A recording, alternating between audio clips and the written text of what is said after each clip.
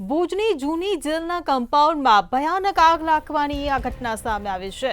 તો ભુજથી આ સમાચાર મળી રહ્યા છે, જ્યાં જૂની જેલના કમ્પાઉન્ડમાં ભયાનક આગ લાગી પોલીસે જપ્ત કરેલા વાહનો આગની ચપેટમાં આવ્યા છે। ત્યારે વાહનોમાં આગ લાગતા ધડાકા ભડાકા સંભળાયા।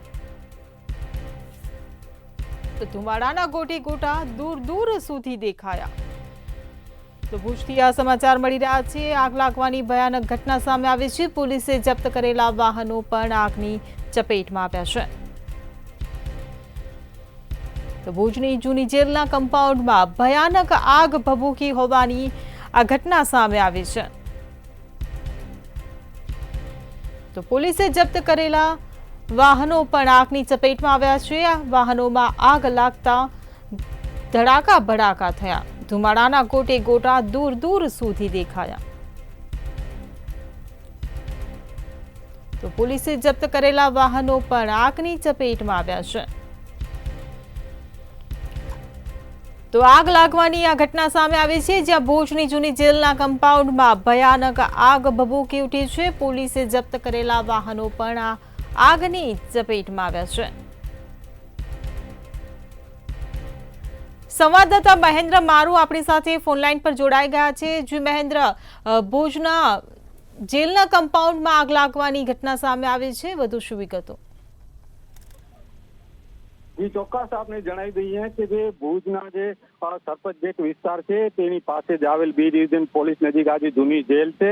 તો એ જૂની જેલમાં જે જૂના વાહનો છે તે રાખેલા હતા। જે વાહનોમાં કોઈ કારણસર એકાએક આગ ફાટી નીકળતા આ જે વાહનો છે તે બ્લાસ્ટ થયા હતા અને દૂર દૂર સુધી આના લપટા છે તે ઉઠતા જોવા મળ્યા હતા। લોકો છે અહીં આસપાસના તેમાં પણ હાલ ભયનો માહોલ છે તે છવાયો હતો। આ ઘટનાને લઈને ભુજ ફાયર વિભાગ છે તે ઘટના સ્થળે દોડી આવ્યું હતું। તો પોલીસ તંત્ર પણ છે તે દોડતું થયું હતું અને આ ફાયર વિભાગ દ્વારા આ જે ઘટનાને છે તે કાબુમાં લેવા માટે સતત પ્રયત્નો કરવામાં આવ્યા હતા અને હાલ આજે ફાયર વિભાગ છે તેમના દ્વારા આગ બુઝાવવા માટેની કામગીરી છે તે ચાલી રહી છે। આજે સમગ્ર ઘટનામાં કહી શકાય કે જે વાહનો સળગી ગયા છે, આજે વાહનો અંદાજિત 500 થી વધારે હોય તેવી શક્યતાઓ છે તે વ્યક્ત કરવામાં આવી રહી છે। મહત્વની બાબત છે કે પોલીસના કામમાં જે કબજે કરેલા જે મુદ્દામાલના જે વાહનો છે તે વાહનો જે જૂની જેલ છે તે કહી શકાય કે મોટી મોટી દિવાલોની વચ્ચે રાખવામાં આવેલા હતા। જે આ જો કોઈ કારણસર આ જે વાહનો સળગતા એક પછી એક કહી શકાય કે તે બ્લાસ્ટ થયા હતા અને દૂર દૂર સુધી આની જે વિકરાળ આ જે લપટો હતી તે દૂર દૂર સુધી નજરે પડી હતી અને હાલ ફાયર વિભાગ દ્વારા આ જે કામગીરી છે તે ચાલી રહી છે। જી મહેન્દ્ર, સમગ્ર માહિતી બદલ આભાર।